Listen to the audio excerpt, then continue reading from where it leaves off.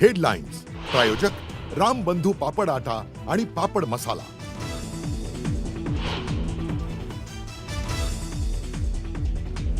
खासदार Shrikant शिंदेंचं Ganesh नाईकांना open challenge. खुमखुमी असेल तर 2029ला ठाणे किंवा कल्याण लोकसभेत उभे राहा, तुमची खुमखुमी उतरवतो।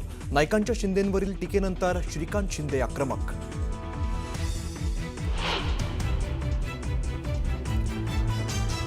टिपू सुलतानच्या बाबत वक्तव्यावरून हर्षवर्धन सपकाळांची सारवासारव। वक्तव्याचा विपर्यास केल्याचा सपकाळांचा दावा, तर दहचा मा करण्याची भाजपवाल्यांची जुनी सवय असल्याचं म्हणत सपकाळांचा निशाणा।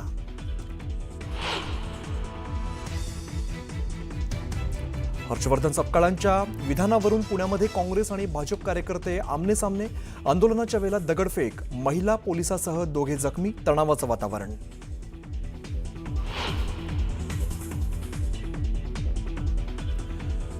देवेंद्र फडणवीसांना राज्यात दंगली घडवायच्यात याचा प्रत्यय पुण्यामध्ये आला। पुणे पोलिसांनी धीरज घाटे, महापौर मंजुषा नागपुरे यांच्यासह भाजपाच्या दंगलखोरांना अटक करावी, हर्षवर्धन सपकाळांची टीका।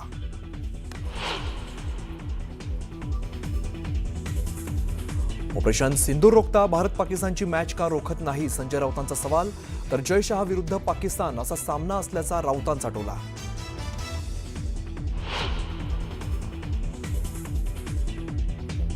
अलिबागमधील मोक्याच्या जमिनी गुजरात लॉबीच्या ताब्यात देण्याचं काम कोण करतंय, संजय राऊतांचा नार्वेकरांना सवाल। तर दीक्षा शहांनी किती एकर जमीन घेतली, दलाली कोण करतंय, तोंड उघडायला लावू नका, राऊतांचा इशारा।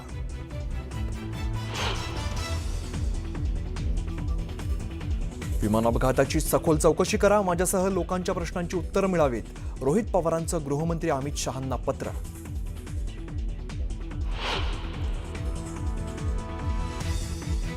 धाराशिव जिल्हा परिषद अध्यक्षपदाचा वाद फडणवीस शिंदेंच्या कोर्टात। शिवसेनेकडून भाजपला 2.5 वर्षांचा प्रस्ताव, अंतिम निर्णय मुख्यमंत्री आणि उपमुख्यमंत्री घेणार, सरनाईकांची माहिती।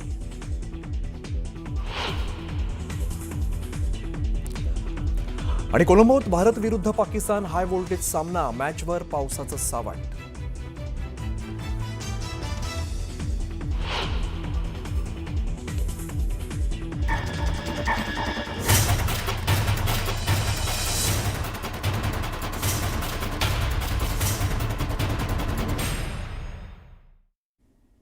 मुलुक महाराष्ट्रामध्ये सगळ्यांचं स्वागत। नमस्कार, मी अमित कद्रे। पहिली मोठी बातमी आपण बघतोय। खासदार श्रीकांत शिंदेंनी मंत्री गणेश नाईकांना ओपन चॅलेंज दिलेलं आहे। खुमखुमी असेल तर 2029ला ठाणे किंवा कल्याण लोकसभेत उभं राहा, तुमची खुमखुमी उतरवतो असं थेट आव्हान श्रीकांत शिंदेंनी दिलेलं आहे। गणेश नाईक वारंवार एकनाथ शिंदेंवरती टीका करतायत। या टीकेनंतर शिवसेना नेते आक्रमक झालेले आहेत। वयानुसार नाईकांना स्मृतिभ्रंश झालाय। त्यांच्या घरात 3 माजी आहेत, त्यांनी दुसऱ्यांना माजी करण्याच्या वल्गना करू नयेत, अशी टीका देखील श्रीकांत शिंदेंनी केली आहे।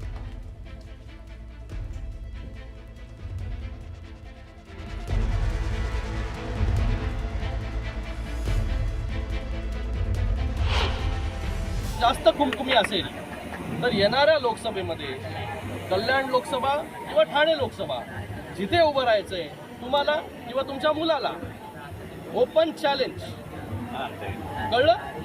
तर जिथे उभं राहायचं तिकडे उभं राहा। डॉक्टर श्रीकांत शिंदे जो आहे ते तुमच्या समोर उभा राहील। आणि मी एक रिक्वेस्ट पण करेल आमच्या महायुतीच्या नेत्यांना की पुढच्या वेळी जेव्हा निवडणूक होईल तेव्हा यांची खुमखुमी जी आहे हे त्यांना पूर्ण करू द्या। येणाऱ्या काळामध्ये ज्या काही गोष्टी होतील ते तुम्हाला कळतील। येणाऱ्या काळामध्ये जर काही खुमखुमी राहिली असेल तर ती पूर्ण करायची तयारी जी आहे ही आमची नक्कीच आहे।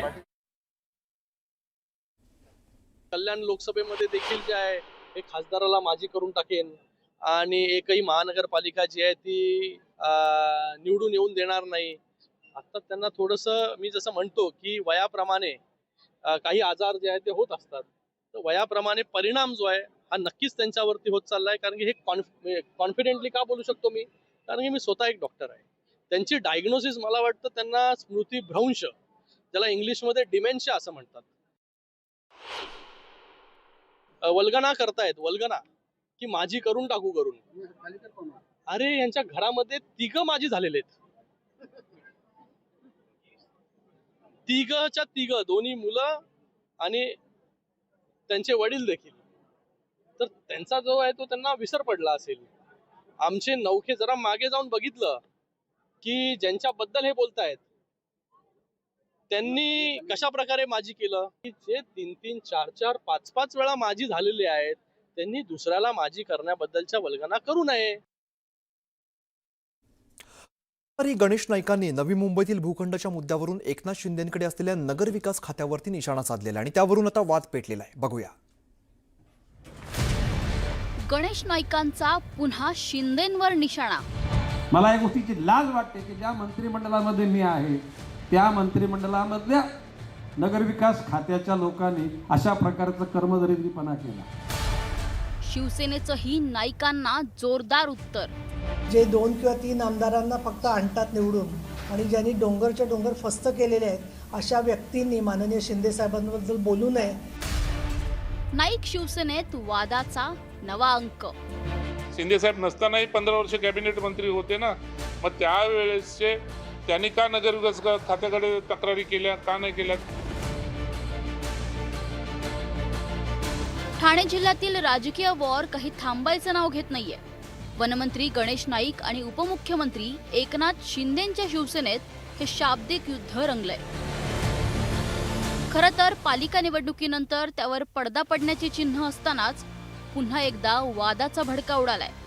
गणेश नाईक यांच्या निशाण्यावर पुन्हा एकदा राज्याचं नगरविकास खातं आलंय. मला हे मंत्रिपद मी निश्चितपणे पक्षाच्या शिस्तीचा प्रशासन शिस्तीचा मी भोगता आहे, परंतु ज्या गोष्टी करता गणेश नाईक त्या ठिकाणी आमदार झाला, मंत्री झाला, ते जर का त्या ठिकाणी जनतेकरता मी बोलू शकलो नाही आणि ते जर मिळवू शकलो नाही, ते मंत्रीपद का चाटायचे का?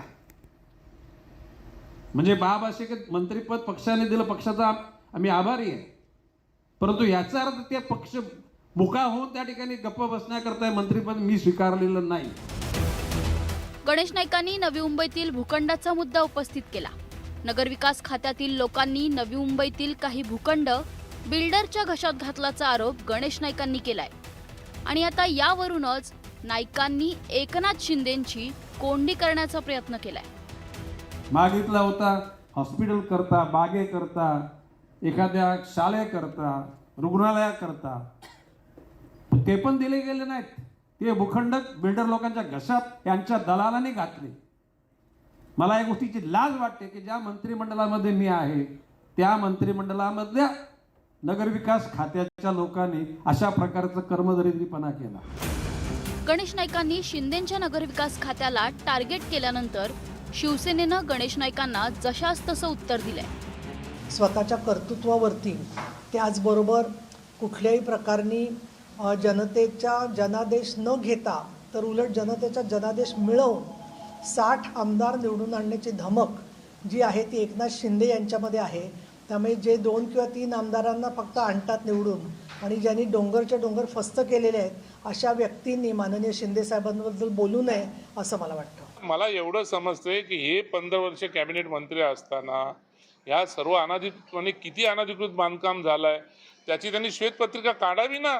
आज काय नगरविकास करता? शिंदे साहेब आज नगरविकास मंत्री झाले, 2.5 वर्ष होऊन शिंदे साहेब नगरविकास मंत्री, 5 वर्ष झाले असतील शिंदे साहेब नगरविकास मंत्री झाले.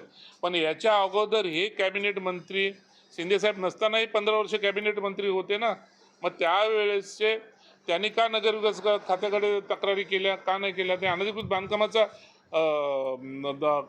करता करविता कोण आहे हे पण त्यांनी ओळखावं.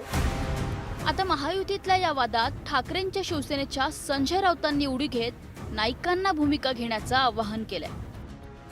गणेश नाईक हे कॅबिनेट मंत्री आहेत आणि भारतीय जनता पक्षाचे मंत्री आहेत.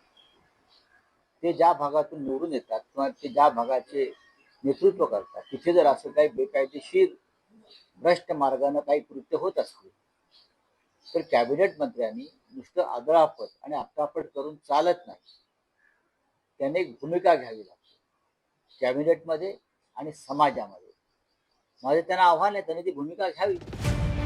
एकनाथ शिंदे आणि गणेश नाईक महायुती सरकारमध्ये मंत्री आहेत. सत्तेत एकत्र असतानाही या दोन्ही बड्या नेत्यांमध्ये वाद पेटलाय. आगामी काळात हा वाद आणखी चिघळण्याची चिन्ह आहेत. Bureau report, news 18 Marathi. पुढची महत्त्वाची बातमी आपण बघूया. पुण्यामध्ये काँग्रेस प्रदेशाध्यक्ष सपकाळांनी केलेल्या वक्तव्यावरून भाजप आक्रमक झालेली आहे. भाजप कार्यकर्त्यांनी पुण्यातल्या काँग्रेस कार्यालयासमोर आंदोलन केलंय आणि या आंदोलनाला प्रत्युत्तर देण्यासाठी काँग्रेस कार्यकर्ते सुद्धा रस्त्यावरती उतरले. दोन्ही पक्षाचे कार्यकर्ते हे आमने सामने आले आणि आंदोलनादरम्यान मोठा गोंधळ आणि दगडफेकीचा सुद्धा प्रयत्न झाला. या दोन्ही पक्षांचे कार्यकर्ते किरकोळ जखमी झाले, तर भाजपाचे शहराध्यक्ष धीरज घाटे आणि महापौर मंजुषा नागपुरेंविरोधात गुन्हा दाखल करावा अशी मागणी काँग्रेस कार्यकर्त्यांनी केली आहे.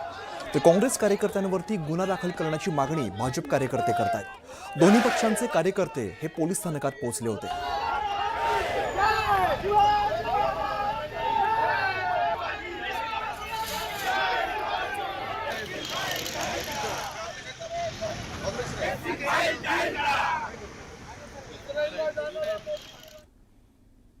दरम्यान हर्षवर्धन सपकाळांनी ट्विट काय केलं आपण एकदा बघूया. पुण्यातील आंदोलनावरून सपकाळांची भाजपावरती टीका बघायला मिळते. माझ्या वक्तव्याची मोडतोड करून धचा मा करून देवेंद्र फडणवीसांना राज्यात दंगली घडवायच्यात असं मी सांगितलेलं होतं आणि त्याचा प्रत्यय आज पुण्यामध्ये आला. पुण्यातील भाजपाचे गुंड पुणे काँग्रेसच्या कार्यालयावरती चाल करून आले आणि त्यांनी पोलिसांच्या उपस्थितीत दगडफेक करत काँग्रेसच्या महिला कार्यकर्त्यांसह पत्रकार भगिनींवरती प्राणघातक हल्ला केला. भाजपाच्या या गुंडगिरीचा आम्ही तीव्र निषेध करतो. पुणे पोलिसांनी दंगलखोर भाजप गुंडांना चिथावणी देणाऱ्या धीरज घाटे आणि महापौर मंजुषा नागपुरे यांच्यासह भाजपाच्या दंगलखोरांवरती तात्काळ गुन्हे दाखल करत त्यांना अटक केली पाहिजे अशा पद्धतीचं ट्विट हर्षवर्धन सपकाळ यांनी केलेलं आहे.